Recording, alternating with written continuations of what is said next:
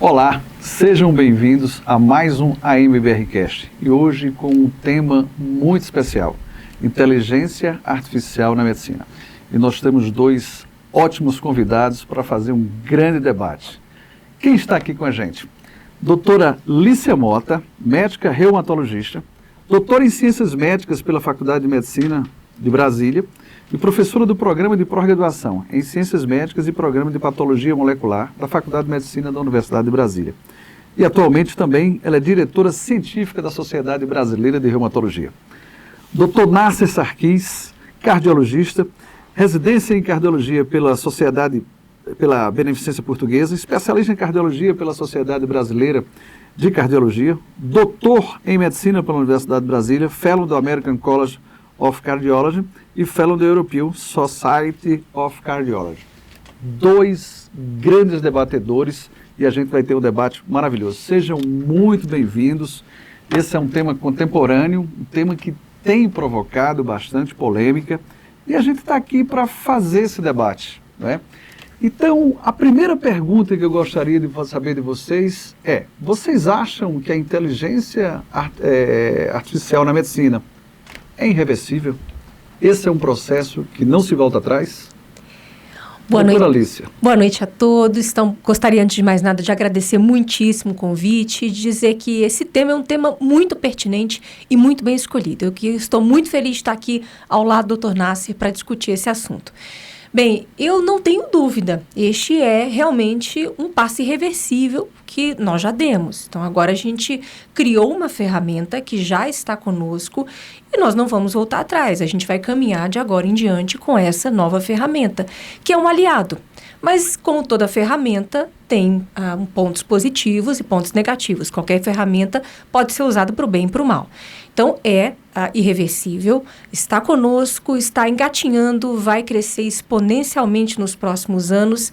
A gente não prevê exatamente para onde nós vamos com ela, mas eu não tenho dúvida de que é irreversível.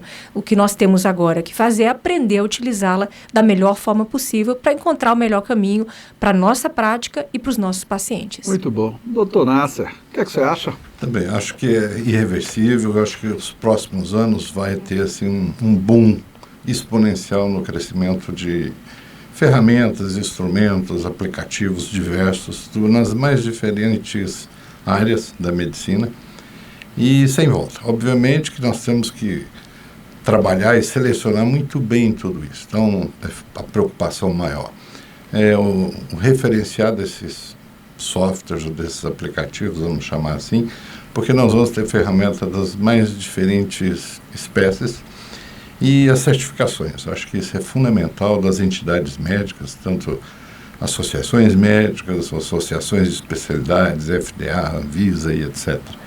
E isso é o que eu acredito que vai acontecer.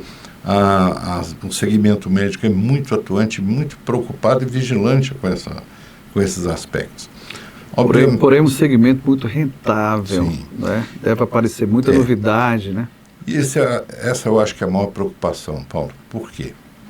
Vão surgir muitos neologismos. A gente já vê aparecer isso, temos como salvadores da pátria, sabe? Chegamos a uma nova era, viemos trazer o salvamento, a salvação da humanidade. E isso para tentar vender, buscar mercado, substituir o médico, desde plano de saúde, indústrias, etc. Sem dúvida nenhuma, isso tenderá a acontecer. Isso é perigoso. Isso é perigoso. Muito perigoso. Isso é perigoso. Doutora Alicia, eu vou falar por mim, eu já fiz isso, comparar o que o site GPT diz sobre determinado assunto que eu domino, não é? E entender se aquilo que ele está dizendo é uma coisa que eu estou achando o máximo ou está abaixo daquilo que eu conheço. Na sua especialidade, como é que você tem visto isso? Você tem feito de vez em quando essa comparação? O que é que a inteligência artificial diz de determinado assunto, se aquilo... Como é que isso tem acontecido? Bem, as ferramentas de inteligência artificial nós podemos utilizar com vários propósitos. Então, podemos utilizar para pesquisa, que é esse cenário que você está trazendo. Podemos usar para ajudar, auxiliar como instrumento diagnóstico, uma ferramenta para nos auxiliar no diagnóstico. Podemos utilizar para melhorar, por exemplo, a detecção de padrões em radiologia, exames de imagem em geral, que dependem da interpretação de padrões. É uma das grandes vantagens do uso da inteligência artificial. Podemos utilizar para triagem de indivíduos que por exemplo, para pesquisa clínica, populações específicas. Podemos utilizar para redação científica, para desenvolvimento de novas moléculas terapêuticas, para predição de prognóstico, encontrar biomarcadores, para uma infinidade de coisas. Quando nós pensamos no ChatGPT ou em outra ferramenta de inteligência artificial aí para buscar informação, uma forma de nós fazermos buscas, depende muito da ferramenta que você vai utilizar. Então, hoje nós temos algumas, até pouco tempo a gente utilizava muito o PubMed, por exemplo, né? O PubMed é uma fonte importante de compilação de produção científica, mas a informação que a gente produz é muito alta. Você fazia a compilação. Sim. Né? Agora tem alguém fazendo a compilação. Exatamente. A questão é, está contento essa compilação que tem sido feita? Eu vou dar 2 exemplos aqui. Tem um desses, o GPT já tem seus concorrentes. Né? Tem um americano chamado Claude, chama Claude mesmo. Uma quantidade imensa de americanos usando, ele funciona muito bem. Né? Eu senti um pouquinho mais de confiança do que propriamente o GPT. A gente sai subindo no GPT, né? Até chegar no mais confiável. Naquilo que eu mais domino, eu sinto que não vi nenhuma vantagem na leitura dessa questão. Não é? Uma coisa muito importante, e isso tem diminuído bastante, e a inteligência artificial não vai fazer por a gente, é o exame clínico. Não é? Isso é uma coisa que nos garante uma diferença. Você acha que até nisso tem alguma chance na reumatologia e na cardiologia de ter influência de inteligência artificial no exame clínico? Bem, no exame clínico físico hoje, com a tecnologia que nós temos, né, e no exame físico em si, diretamente feito por nós, não. Mas há alguns exemplos que podem, por exemplo, apontar para algo no futuro. Na Reumato, especificamente, a gente tem um trabalho que foi desenvolvido utilizando um smartphone e um aplicativo em que o paciente coloca a mão na frente do aplicativo e esse aplicativo ele mensura, por exemplo, a interfalangiana aqui proximal. Ele conta aqui o número de pregas que existem aqui na articulação e, através disso, ele detecta se existe ou não edema, com uma precisão muito grande, muito próxima à de um reumatologista treinado para exame físico, para contagem articular. Isso é uma ferramenta que pode ser útil quando a gente agrega, por exemplo, a telemedicina. Eu preciso ver um paciente que está do outro lado do mundo, eu não tenho como examinar. Então, uma técnica, eu não consigo examinar, mas através desse tipo de ferramenta, ele me informa com uma precisão muito próxima ao que seria com o meu exame físico. E nós temos uma ferramenta que é um robô, o Arthur, que faz ultrassom à distância também, né, do médico que está examinando. Aliás, não há intervenção humana. O paciente coloca a mão dele, é uma ferramenta que pode ser colocada, por exemplo, no supermercado. Mas através da foto? Ele faz um ultrassom. Ele faz um ultrassom, escaneia e assim, ele te dá em escala de cinza e Power Doppler um laudo também de atividade, porque o ultrassom é muito útil para detectar atividade inflamatória na articulação, muito próximo àquilo que um humano faria. Os exames de imagem vão ter muita inteligência artificial, né? Porque eu fico imaginando, olha, a tomografia de tórax, ela já é um exame indireto, né? Um computador, através da densidade tecidual, forma a imagem. Então, isso não deixa de ser uma inteligência artificial limitada, né? Vamos chamar até de analógica, mas não deixa de ser. Agora, programas, softwares para dizer se o paciente tem fibrose, qual é a extensão, isso fatalmente vai existir. Eu acho que na radiologia e na patologia, né, existe uma grande chance da gente ter várias coisas nos ajudando nesse sentido. A cardiologia, Tonassi? Antes de chegarmos propriamente na cardiologia, fazer só uma pequena introdução. Sempre o sonho da humanidade foi ter uma pitonisa, o oráculo de Delfos, ter um guru espiritual a conduzir o rebanho, uma cartomante que falasse tudo. E esse é o sonho. E a coisa não é tão simples assim. Então, na imagem especificamente, nós passamos a ter assim, uma capacidade de detecção de coisas que os nossos olhos, a nossa visão é incapaz. Então, tons de cinza, tons de cores, formatos, pequenas nuances que a acuracidade óptica de uma máquina é muito superior. Ela chega a medir comprimento de onda daquela cor ou daquele tom, coisa que os nossos olhos. Fazendo uma analogia muito grosseira, é como um microscópio. E quando eu olho uma célula no microscópio, eu não estou usando inteligência artificial. Então, uma coisa é eu criar um instrumento que me dá uma informação que eu não tinha. E como processar isso, seja em bancos de dados relacionais, etc. É diferente da inteligência artificial no sentido da máquina aprender. Seriam as redes neurais, algumas outras coisas que virão. Então, a automação, que é o que a gente mais tem crescido hoje, ela mudou radicalmente. Por exemplo, existe um programa para laudo de eletrocardiograma e esses laudos comerciais que existem nas grandes empresas, Philips, Siemens, GE, Toshiba, várias multinacionais, nenhum é confiável até hoje. Então, eu até apresentei naquele evento nosso um eletro meu, a máquina não conseguiu dar o diagnóstico, ela disse que era irreconhecível. Então, e contrapartida tem um outro software, que ele lê o eletro e diz o sexo da pessoa. Como? Esse código-fonte não foi aberto, obviamente não foi auditado, checado. E ele sempre acerta? Até então, sim. Lógico que não houve um pareamento da classe médica, até porque esse programa... Até se a mulher estiver tomando testosterona, ele vai acertar? Que time que a pessoa torce. É uma coisa meio complicada. Não é? Mas olha só, Paulo, qual é a questão que isso levantou? A validação desse programa. Qual é o algoritmo? Obviamente que a máquina reproduz o que eu ensinei para ela, o que eu criei em formas de algoritmos. E esses códigos vão ter que ser validados, seja por colegas, ou um pareamento, ou pela comunidade médica, serem testados, checados, e ter uma averiguação. Obviamente que quem desenvolve também não quer abrir os segredos que ele tem ali. Sim. Mas a medicina não é assim. Então, quando eu faço um tratamento, eu não faço porque eu acho bonito. Existe uma validação científica pela classe, em congressos, em eventos, em trabalhos publicados, confrontados por colegas e pelos pares, e assim caminha a ciência. Quer dizer, ela não é uma dádiva de ninguém. Mas estamos dando os primeiros passos. Muitas coisas, por exemplo, na área de cinecoronariografia, tomografia, ultrassom intravascular, tomografia intravascular, intracoronariana, carótida cerebral, etc. A área de intervenção. Tudo virtual. Virtual e não, mas olha que interessante.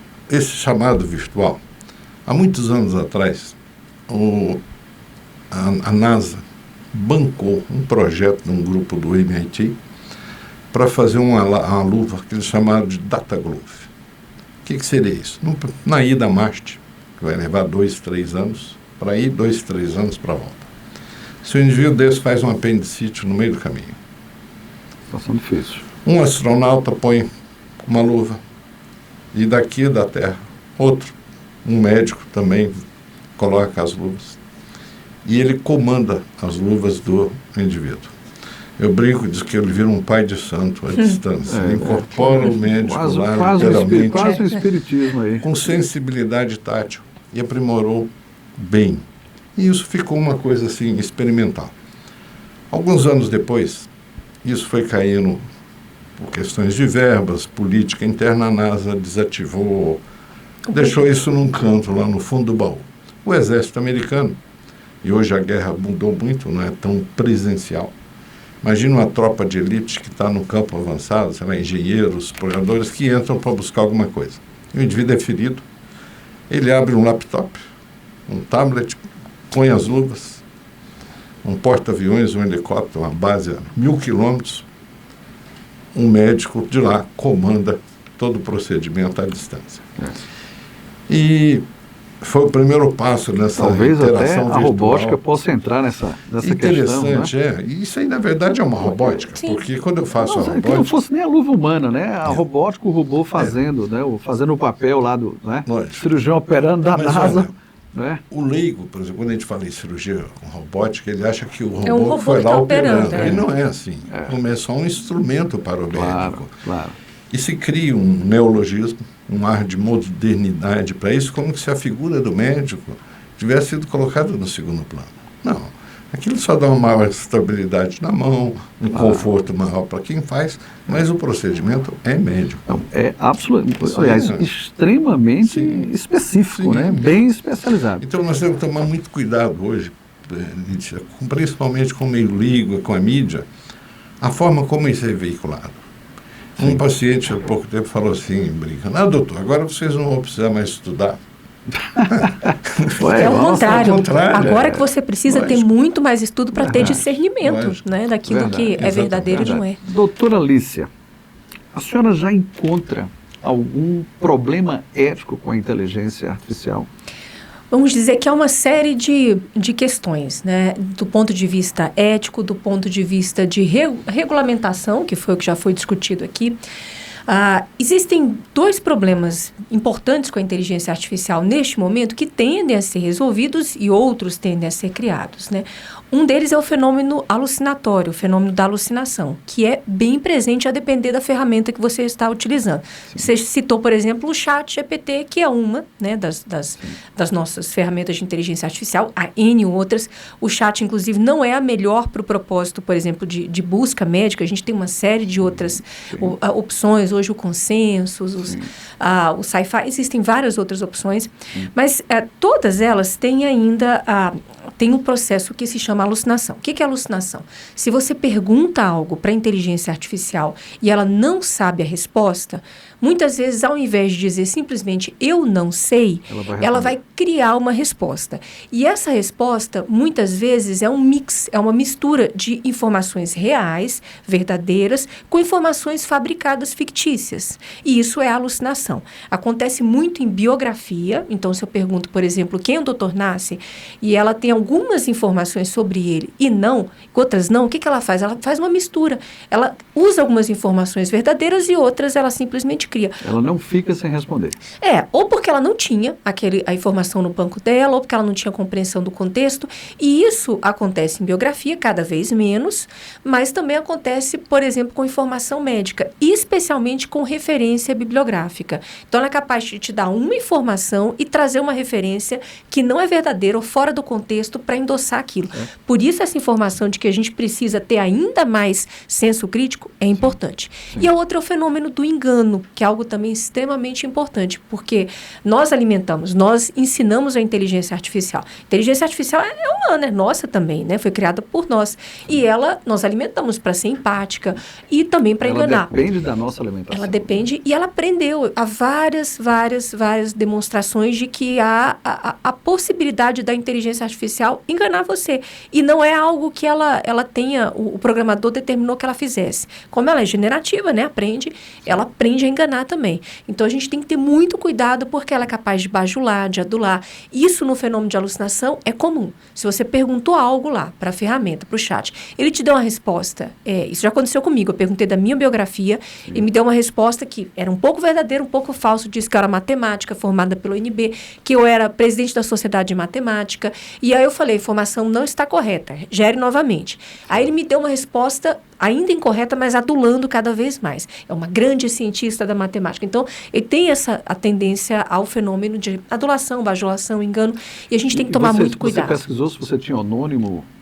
Não, eu pesquisei. Basicamente era meu nome. Não tinha o nome. É um fenômeno de alucinação que é bem descrito nesse cenário. Quanto mais ela cresce em termos de informação, e o chat está crescendo exponencialmente, especialmente as versões pagas, aí diminui a ocorrência de alucinação. Uma versão paga raramente faz alucinação.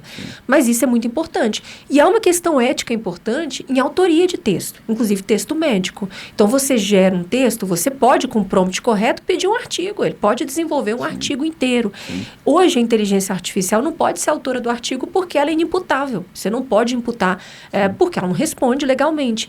Então, ela não é autora, mas ela pode gerar uma série de informações com referências e induzir a gente ao erro. Essa é uma questão. Nós sabemos que, dentro da prática médica, quem pesquisa, né, existem várias informações que são fechadas.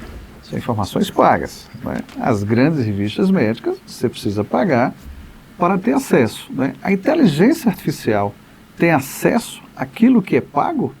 Porque essa é uma questão. Né? Eu consigo fazer um artigo de revisão tendo um acesso muito maior do que ela pode ter. Né? Vou falar aqui, New England, será que ela entra no site, ela tem o acesso às informações do New England? Acredito que não. Né? E nem sempre o resumo sai, às vezes nem o resumo está liberado, né? Nem o chat está liberado para você ver. Né? Então, aquilo seria uma coisa menor. E isso acredito que vai continuar. Não vejo como as grandes revistas científicas liberaram acesso gratuitamente. Veja, algumas dessas ferramentas hoje que são para busca de artigos científicos, né? Então, as outras plataformas, especialmente o Consensus, que é muito utilizado porque além de ser uma plataforma que agrega informação científica, também tem painéis de consensos de especialistas, é muito dinâmico e tal. Há uma tendência cada vez maior a muitas revistas fazerem o formato open, aberto, né? Então, você, quando submete o seu artigo, paga, quem na verdade submete é quem faz, né? Arca com o custo para que aquela informação esteja aberta. Então, há uma tendência cada vez maior de que haja assim, uma abertura cada vez maior para esse tipo de informação. Com o tempo, isso é algo que vai atingir ali um ajuste. Você acha que as revistas científicas de alto impacto, alto fator de impacto, elas vão terminar passando todas as informações abertas na internet? Muitas delas já têm seu braço open, né? Várias delas têm seu braço open. Não, eu até compreendo aquilo que, por exemplo, New England, voltando a falar dele de novo, tudo que era relativo à Covid era aberto.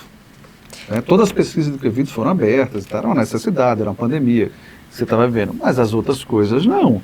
Eu não entendo como a revista ela vá sobreviver sem cobrar o acesso. Não sei que tenha outra fonte aí que ela possa garantir a existência, né? Mas eu entendo que e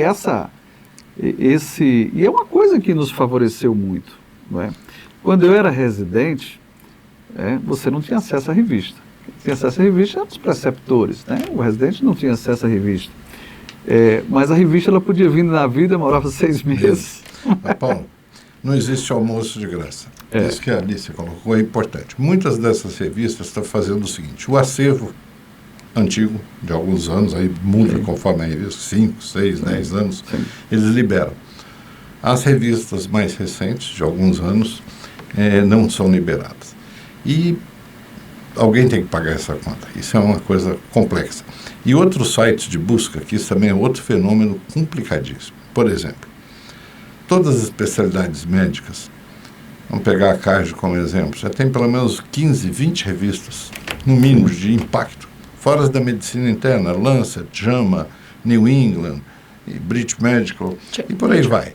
Você tem pelo menos mais umas 10. Ora, você custear a assinatura delas todas é quase que impossível. Junta livros, artigos, aí as bases de dados de revisão ou de editoração, tipo EBSCO, Clinical K, Up to Date, são as maiores.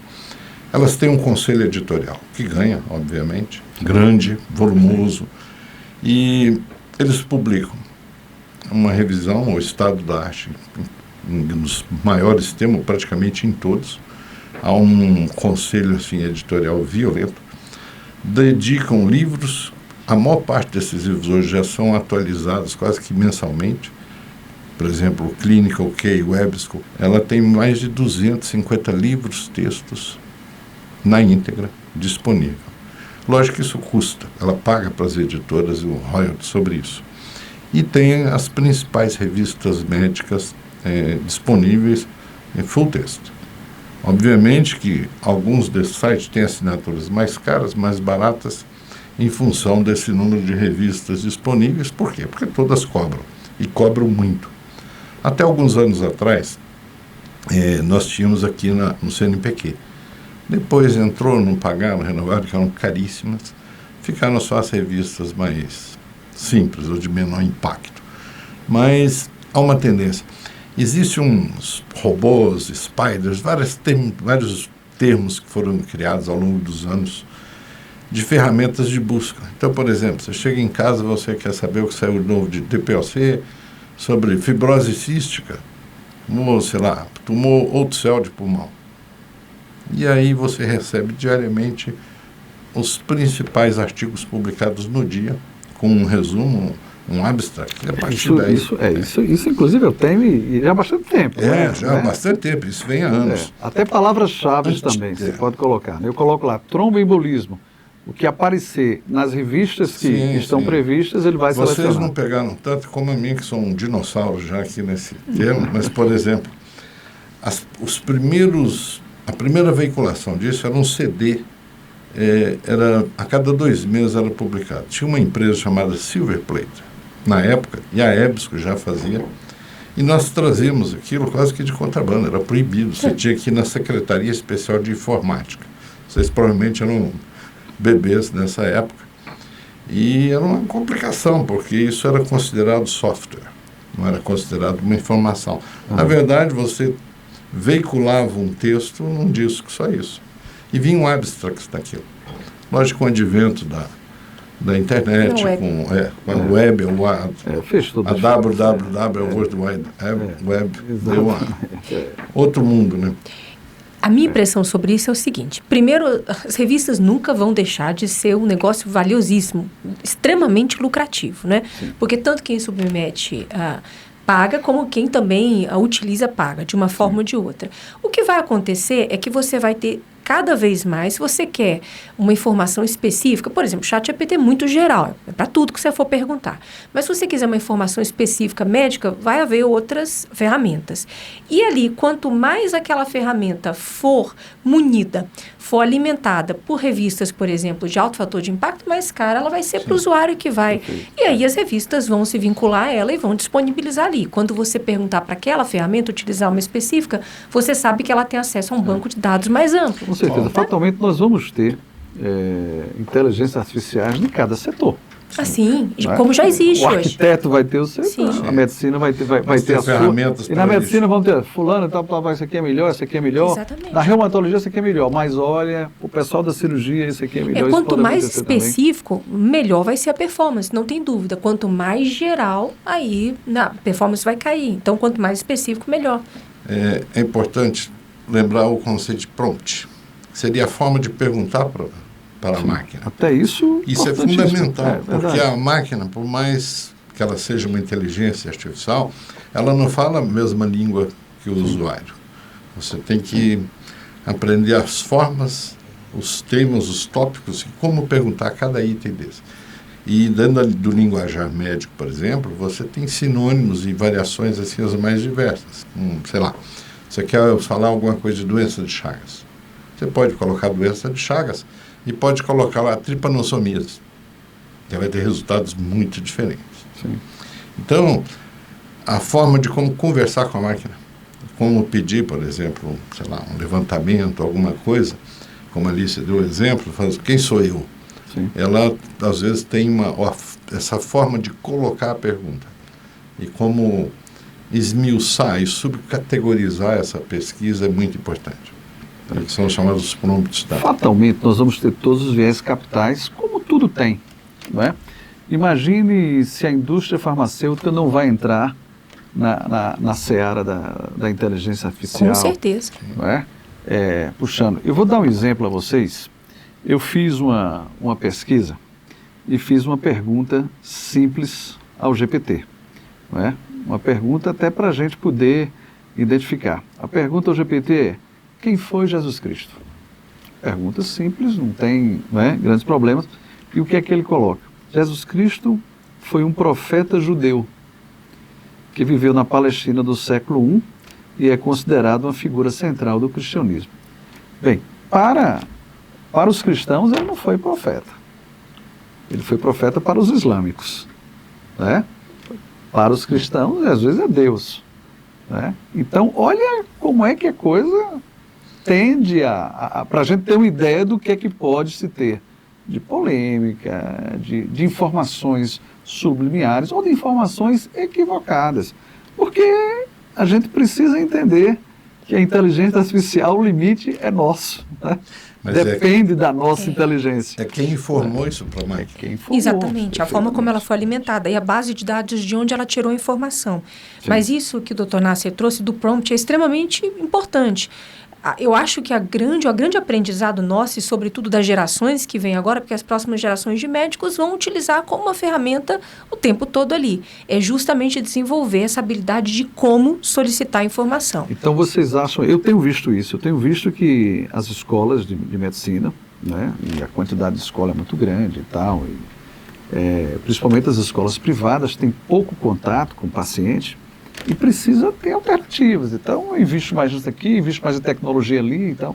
E eu tenho visto essa questão da inteligência artificial, debate sobre inteligência artificial, como usar a inteligência artificial e tal, essas coisas todas. Ou seja, essa vai ser uma ferramenta cada vez mais usada. Essa é a impressão de vocês também?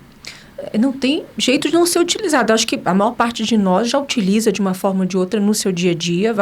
Eu digo por mim que é uma ferramenta importante no meu dia a dia. Utilizo muito, não só no cenário médico, mas no cenário de redação, de tradução. Utilizo muito, muito mesmo. Mas eu utilizo como uma ferramenta, é um aliado. Está do meu lado, estou desenvolvendo um texto, um roteiro para uma aula, e eu peço, olha, aprimore essa parte aqui especificamente, aí não ficou do jeito que eu quero, ou seja, está trabalhando comigo. Fala, olha, isso aqui pode ser melhorado, faça isso, dou direcionamento. É uma ferramenta. Ata de reunião, para mim, nossa, eu utilizo demais. E recomendo aos meus alunos de pós-graduação que utilizem. Refinamento de texto, melhora de coerência, auxílio em formatação, é muito, muito útil. As escolas privadas de medicina, sobretudo, elas utilizam muitas ferramentas tecnológicas, simulação realística, muitas vezes como forma de substituição realmente do... isso é muito importante porque nada substitui o humano. Daquilo que a gente aprendeu, né? Um parêntese, eu vivi uma experiência interessantíssima. A gente recebe o pessoal da terapia ocupacional, na Faculdade de Terapia da Universidade de Boston. Então, o professor Pedro Almeida, que foi professor na UNB, está hoje na Universidade de Boston, traz os alunos para fazer uma vivência aqui em loco. Por quê? Porque nós temos pacientes de vida real. Isso lá no Hospital Universitário de Brasília. Ele me relatou que na universidade, né, onde eles estão, que é uma universidade privada, muitas vezes o aluno não tem contato com um paciente de verdade durante a graduação dele. Então, eles fazem órteses para atores. Gastam uma fortuna em órteses para alguém que faz de conta que está, por exemplo, com um dedo em botoeira. Né? Aqui a gente tem centenas precisando. Então, eles vêm para examinar. Então, assim, isso é uma vivência riquíssima. Uma coisa não vai substituir a outra, né? Claro. Então, assim, esse uso aí é um uso, na verdade, incorreto, que você precisa aprender através da prática. Sim. Mas que as ferramentas de inteligência artificial, nós temos que aprender, os alunos, quem vem agora, as novas gerações, vão conviver e de uma forma que vai crescer, porque a gente está vendo o início disso. A gente está vendo o que era o Silver Plate ali. Sim. Daqui a 20 anos, olhar para trás, a gente estava no começo disso, olha o que é hoje. Então, assim, há necessidade de que quem estuda, todos nós, mas sobretudo quem está começando a carreira, aprenda, porque esse é o caminho. Bom, eu acho que isso aí vai melhorar muito para os médicos. A inteligência artificial nunca vai substituir o médico. Ela vai ser uma ferramenta para optimizar o meu tempo e melhorar a minha eficiência. Até para ter mais tempo para falar com o paciente. Fazer o essencial. Concordamos, mas um dia desse aqui, na reunião da direção da Associação Médica, a gente foi ver como era a questão de tratamento. Vamos ver se eles dão tudo e tal, e a gente foi ver e dava o tratamento na íntegra. Isso não é um perigo, não é? Um leigo, eu não vou mais ao médico, eu tenho aqui tal coisa que eu vou aqui, mas eu vou começar com isso aqui. Olha, não é que a coisa pode ter seus problemas, né? Mas é isso. Hoje também, independente de uma ferramenta de inteligência artificial, se o indivíduo for para a web procurar essa informação, ele vai encontrá-la. Assim como ele vai encontrar informação veiculada também em mídia, em Instagram, em Snapchat, em Twitter, em Google. Ele vai encontrar essa informação muitas vezes feita até por médicos mesmo, que não é informação correta. Então, assim, isso da informação ou aberta demais ou sem um filtro, que é o que a gente tem que dar com o nosso conhecimento técnico, o indivíduo já está exposto a isso. Ali apenas é uma compilação daquilo, né? Isso é um dos pontos que a Alicia colocou muito bem, pelo qual as editoras médicas, as revistas médicas vão continuar fechadas. Primeiro porque alguém tem que pagar essa conta, não existe almoço de graça, obviamente. E a mídia hoje, o sistema midiático, a multimídia, ela deu voz a todas as tribos. Então tem grupo de loucos, esotéricos, lunáticos, indivíduos que esperam o terceiro milênio, esperam a era de Aquário, seitas religiosas, e todo mundo tem razão, todo mundo fala. E é interessante, há uma mudança de comportamento da população violenta. Nós vivemos uma época hoje da banalização. Todo mundo se acha culto. Ele liga o Google e acabou. A gente vê isso no consultório todo dia. E olha que perigo. Às vezes ele pega informações, às vezes corretas, às vezes parcialmente corretas, ou pega um conhecimento, mas não tem a interpretação daquilo. Não contextualiza, exatamente. Isso é um perigo. E às vezes chega questionando. E olha que interessante, essa informação sempre existiu, seja no meio digital, seja no papel. Só que quando era no papel, ele não ia atrás. Sim. Dava trabalho. Sim. Hoje basta ele falar. Então, essa velocidade hoje, que é fantástica, ela é boa, bem usada e indispensável, ela passou a criar também uma figura dos falsos profetas, que estão cheios, seja tribos. Infelizmente, no nosso meio, nós vemos colegas que se pervertem no meio do caminho, virando assim pregadores, vendedores de ilusão. A gente vê isso todo dia. Tem alguns indivíduos aí que contestam estatinas, vendem remédio para hipertrofia prostática, benzedor. Cara, soros, né? Soros de tudo. De tudo. Fazem qualquer negócio. Vendendo produtos e coisas ilusórias. Suplementos resolvem todos os problemas, né? E aí virou o seguinte, uma promiscuidade. Isso sempre vai existir, não tem como acabar. Só que o meio digital facilitou isso, porque o indivíduo fala para o mundo, não é só para o Brasil, não. Amplificou a exposição, porque Quaker é isso, né? Sempre existiu o Quakeria. Então, assim, o charlatanismo em todas as suas formas sempre existiu. Agora é uma amplificação e o indivíduo que fala bem, se comunica bem, ele pode falar qualquer coisa que ele vai convencer. Tem um indivíduo desse, muito conhecido aí no meio. Esse indivíduo é cardiologista e bem preparado. Teve muito tempo nos Estados Unidos, fala bem, domina a palavra. Um dia eu brinquei com ele, eu falei para ele, você devia montar uma igreja, vai ser muito melhor. Achou ruim, mas esse indivíduo, ele é um popstar aí, chegou a um ponto da Sociedade Brasileira de Cardiologia soltar uma nota no jornal, esclarecendo porque tal audiência que ele tem. Eu acho que a inteligência artificial ela vai criar mecanismos de se aproximar da verdade, como é um estudo científico. O estudo científico é uma tentativa de você falar uma verdade, de você mostrar uma verdade.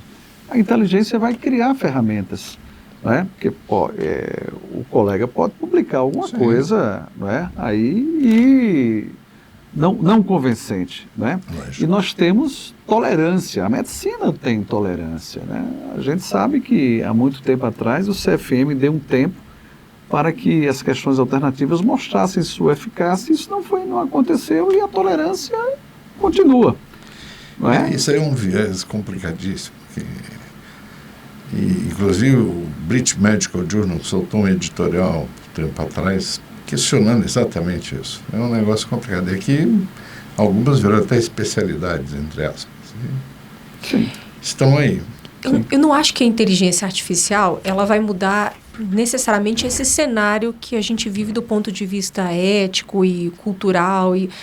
Porque nós vivemos um mundo que é assim, é um mundo de consumo rápido, é um mundo de informação imediata, é um mundo em que as pessoas veem vídeos de 15, 30, 60 segundos e pronto, a atenção acaba ali. Então, a informação tem que ser passada de uma forma muito rápida. Então, ele não vai ler um artigo Isso, inclusive, os alunos. Assim, eu tenho visto alunos de pós-graduação, doutorado, em discussões, e muitas vezes, numa aula de seminário, por exemplo, o aluno traz para discutir com você e fala, eu vi no TikTok um vídeo tal, tipo assim, nós estamos numa universidade federal, entre alunos fazendo doutorado, e assim, o embasamento que o indivíduo trouxe, e assim, tranquilamente para aquela discussão, foi o embasamento do TikTok, que pode ter, sim, uma validade, é uma forma de comunicação. Eu acho que a inteligência artificial é uma ferramenta, e dessa forma nós devemos entender o que vamos fazer com ela, como sociedade, como médicos, isso nós decidimos, como nós vamos utilizar. Claro. Bem, nós vivemos de credibilidade, né? Todos nós vivemos de credibilidade, as coisas vivem de credibilidade. Elas são boas ou não, até que se prova o contrário, né? E nós vivemos num mundo também de política, né? O mundo tem seus ideais, seus pensamentos. Vocês acham que os donos da ferramenta vão decidir a informação? Não. Não completamente, acho que podem até influenciar. Como sempre houve influências por trás de tudo, mas decidir completamente eu tenho a impressão que não. A não ser que a gente evolua para uma sociedade que fique completamente cega à crítica e sem a inteligência humana, que é o que tem que continuar acontecendo. Paulo, o ato médico é uma das coisas mais nobres que existem. Primeiro, ela implica numa entrega total por parte do paciente ao médico que o atende. E essa entrega, obviamente, que implica numa confiança total.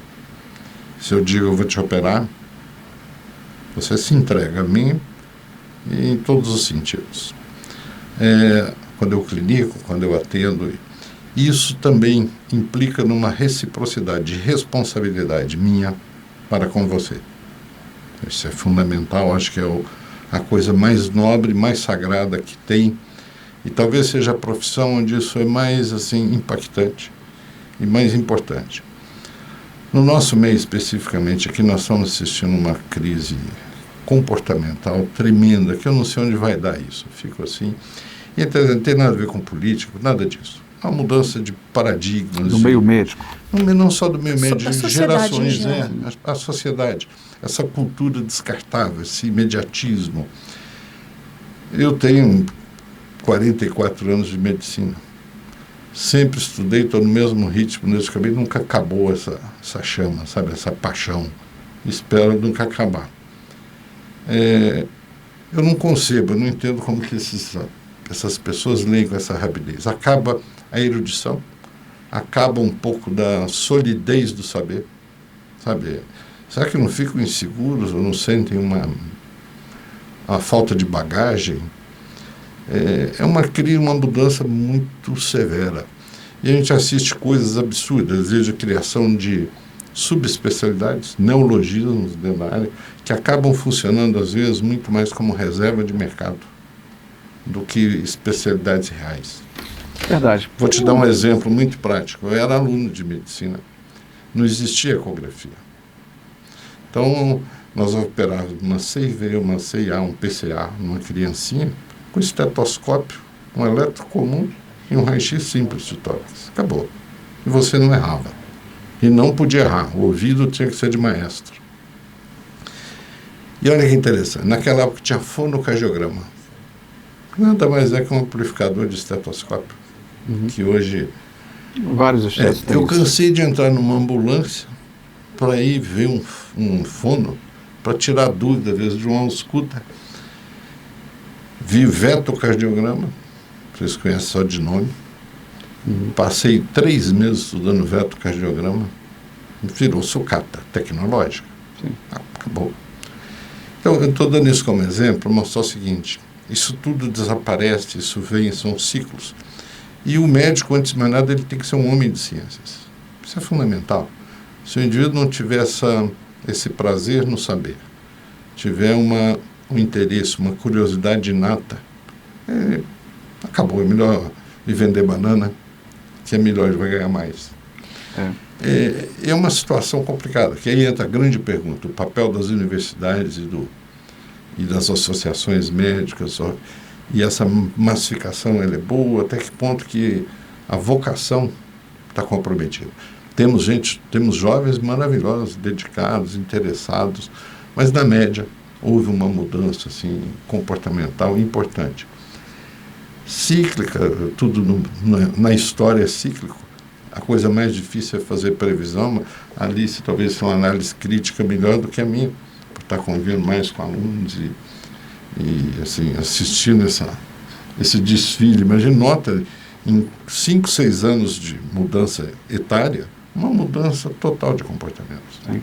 E a pergunta é, onde que aconteceu essa mudança? Verdade. Porque eu não consegui ainda... Uma das preocupações que tem se tido recentemente é com o vício da informação.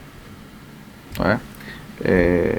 Tem estudos que mostram que a gente sabe fazer menos contas, estou falando de aritmética, hoje do que no passado. Não é? E talvez a calculadora tenha sido, né, a grande ferramenta que tenha feito essa distância.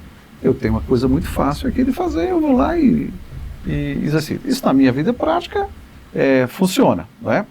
Antigamente, as pessoas que estudavam sabiam fazer isso melhor do que a gente. Isso não pode se constituir no vício de informação. Qualquer coisa você recorre à informação ali naquele momento, até porque vai existir, você vai usar o celular, um tablet, qualquer outros elementos que vão ser inventados, e rapidamente, isso aqui, papapá. Eu não sei, mas eu vou lhe dizer dentro de poucos segundos. Né? E você viciar a mente na dependência da informação do computador. Eu acho que aí há vários aspectos dentro dessa sua pergunta, né? Um delas é que, assim, aquilo que você não usa, você atrofia, lógico. Aquela Sim. habilidade que você não utiliza, você vai atrofiando. Há um livro muito interessante que fala sobre a história do livro, conta a história do livro, e que coloca que na época ali que você tinha as pessoas que declamavam poemas, elas decoravam uma quantidade imensa de informação, liam um poema, ouviam 1, 2, 3 vezes, tinham a capacidade de absorver aquilo e repetir, porque eram treinados para aquilo, tinham esse tipo de treinamento. Os trovadores, por exemplo, faziam isso. Um trovador via com outro uma história que podia ter 3 horas e eles aprendiam a repetir. A partir do momento que você não precisa fazer aquilo, você vai diminuindo sua habilidade para aquilo, isso é natural. Então, se a gente não precisa aprender determinada habilidade, se eu não preciso, por exemplo, fazer conta de cabeça, porque a calculadora me dá, eu diminuo, então, lógico, aquela minha habilidade, mas passo a ter outras, que é como utilizar a calculadora, por exemplo. Hoje, dificilmente você sabe o telefone de cor de várias pessoas que estão do seu contato. Porque Quase você nenhuma, tem, né? exatamente, A agenda resolve para você, então você muda a forma. Então eu acho que sim, nós vamos mudar o conhecimento. Eu tinha uma professora de imuno que me ensinava que eu tinha que aprender a fazer todos os cálculos estatísticos, eu não podia depender do computador, assim como o gráfico eu tinha que aprender a desenhar a mão no papel quadriculado, embora já tivesse ferramenta para isso, porque ela queria que eu soubesse como chegar àquele resultado, e foi muito importante. Mas hoje eu não faço isso. Eu aprendi como aquilo é feito só para ter o conhecimento. Então, eu acho que a habilidade, a gente vai, logicamente, perder algumas habilidades. Uma delas até a caligrafia. Cada vez a gente vai escrever menos, porque a gente digita mais. Então, há quem já questione na educação o quanto a gente precisa ensinar a caligrafia, que é uma habilidade básica que define a gente como ser humano. Mas a gente vai desenvolver outras habilidades. Então, eu acho que a principal vai ser essa, de saber como utilizar essa ferramenta, saber o que cabe à ferramenta e o que cabe a mim. Porque a informação que ela me dá não é o que eu devo fazer, ela está me dizendo o caminho, me trazendo uma informação, e eu que tenho que ter o discernimento como médico de como aplicá-la naquele momento, de como contextualizá-la. Senão, eu seria igual à máquina que está trazendo a informação. E isso não vai deixar de existir. O médico com essa habilidade tem que continuar existindo. E concordo com o Dr. Nasser que a gente tem uma mudança geracional muito grande, sobretudo na forma de planejamento. Então, nós como médicos temos uma formação extensa, uma graduação extensa, anos de residência, depois quem faz pós-graduação, você enxerga o seu resultado final sempre, o resultado que você quer atingir muito à frente. E hoje a gente tem gerações que tendem a ver aquilo como uma forma mais imediata. Então, por que eu preciso de tanto tempo de investimento em uma tal formação se eu conseguiria ter isso mais rápido dessa forma? Então, acho que sim, existe uma mudança mudança geracional. Eu não vejo nem como boa, nem como ruim. Eu vejo só como um fenômeno que acontece. Me adapto a isso para conviver com as gerações que vêm, entender também qual é, né? Meus filhos têm uma forma de pensar diferente da minha, né? Então, é natural que isso aconteça. Entender como eles pensam, por que eles pensam assim, e explicar que, do meu ponto de vista, que tem uma experiência maior que a deles, o que eu vejo como vantajoso ou desvantajoso nessa forma de enfrentamento, e entender que é assim que nós caminhamos, assim que nós evoluímos. Eu gostaria de encerrar esse podcast fazendo uma pergunta que eu acho muito importante, né? O que é que vocês acham? Como a inteligência artificial vai influenciar na relação médico-paciente? Bem, eu acho o seguinte, primeiro nós vamos ter uma população cada vez mais informada, com mais acesso à informação. Não necessariamente bem informada, pode ser até mal informada. Ela também usou o site. Né? Exatamente, ela procurou ali informação e ela já vem provavelmente para você com, né, uma pré-avaliação. E tanto em termos de diagnóstico quanto em termos de tratamento. Então, não é isso basicamente o que vai... que é o que já acontece também, diferenciar. Eu acho que é basicamente a confiança. Se ela foi até você, é porque ela precisou ir, porque senão ela tinha, né, seguido aquela orientação que estava ali. Eu costumo dizer para os meus pacientes, eu ouvi isso de uma oncologista, li de uma oncologista uma vez, e eu gostei muito dessa metáfora, porque trato de doenças crônicas que eu vou ter que tratar a vida toda, porque são doenças que, em geral, não têm cura, que nós vamos ter que usar medicações imunossupressoras por muito tempo e que, algumas vezes, a doença realmente não vai ter o desfecho que a gente gostaria. Então, eu gosto de dizer para o paciente o seguinte, que a gente vai entrar num barco junto, uma canoa junto. A partir do momento que ele me escolheu como médica e eu aceitei aquele pacto de ser a médica, fizemos o pacto da relação médico-paciente, nós entramos na nossa canoa. E a margem do rio, a outra margem, está do outro lado e a gente não está enxergando naquele momento. E nós vamos entrar numa canoa e vai ter onda ali naquele rio, vai ter ventania e a gente tem que remar junto, os dois para o mesmo lado, porque se ele rema para um lado e eu remo para o outro, a gente não vai para lugar nenhum. Se quiser colocar outras pessoas na canoa, coloque. Alguém da família, um fisioterapeuta, um educador físico, desde que todo mundo reme na mesma direção. E que a diferença ali, eu tenho que confiar nele, ele tem que confiar em mim, mas que eu tenho uma bússola, que é meu conhecimento técnico, que me mostra em que direção a gente deve remar. Então, eu vou orientá-lo, vamos remar para ali. E que, às vezes, a gente vai ter que mudar o nosso rumo. Eu vou continuar pensando, e é assim que eu vou colocar na minha relação médico-paciente, que a inteligência artificial está ali entre as minhas ferramentas, está ali como a minha bússola, também me ajudando a guiar aquele paciente naquele caminho. Mas eu continuo sendo quem está no barco com o paciente. Não é a inteligência artificial que entrou ali, sou eu que estou ali, né? Eu e ele, como seres humanos, estamos no barco. Para mim, a relação médico-paciente é essa confiança de entrar no barco e remar junto. Doutor Nasser. Eu acho que a inteligência artificial vai ajudar muito na relação médico-paciente. Por quê? É uma ferramenta, indiscutivelmente, ela jamais vai substituir o médico. Sim. Ela vai optimizar, me agilizar o tempo, a informação, o manuseio. Eu terei mais tempo para dar atenção ao paciente, para interagir médico-paciente. Eu acho que isso vai abrir uma brecha. E, em boas mãos, vai ser sempre ótimo. O que atrapalha não é a ferramenta, é quem usa a ferramenta. Esse é o grande segredo. E ela bem utilizada, sabendo assim, dimensioná-la de modo adequado, vai ser uma ferramenta fantástica para otimização do atendimento. Vocês acham que a IA ela também vai aumentar a distância social, a desigualdade social? Porque umas pessoas vão ter mais acesso, outras não vão ter mais acesso. Se a gente imaginar que o conhecimento é que gera riqueza, né, e a falta dele gera pobreza, né, vocês acham que isso pode acontecer? Esse é um dos grandes problemas da medicina atualmente. Deixa eu me expressar melhor. A ciência médica está crescendo exponencialmente. Recursos maravilhosos, mas os custos também estão exponenciais.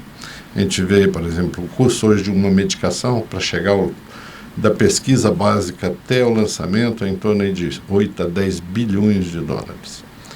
E a gente vê isso impactar muito, por exemplo, em antibióticos, em doenças infecciosas pouco frequentes ou que existem em países do terceiro mundo, África e América Latina.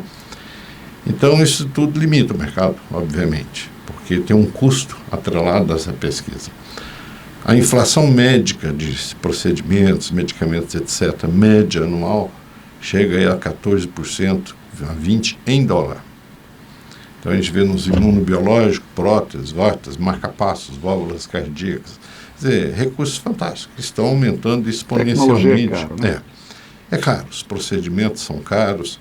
Os novos aparelhos. Os novos aparelhos, os avanços estão sendo rápidos, óbvio, Sim. trazendo benefícios adicionais, sem dúvida nenhuma, mas o custo é exponencial. E esse problema é do mundo, é uma das grandes interrogações para o futuro.